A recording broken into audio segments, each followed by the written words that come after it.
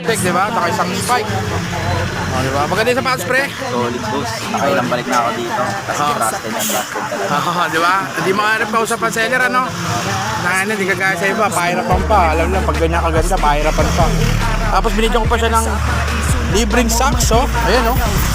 Baka mo, pre, oh. Papakita mo yan. Papakita mo yan, oh. Ibili ka pa ba ng luma? Isa bago ka na, yo. OJ Click Shop, dito lang nga, Long Valenzuela, Paso de Blas. Okay, nasa pre.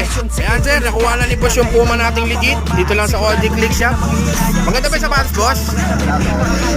Tapos sir, brand new sir, no? Diba? Ito nga pala Puma na to is 2025 latest edition. So tayo lang nanalo sa bidding. Solid, diba? Pangilang damit mo na dito, boss? Bili?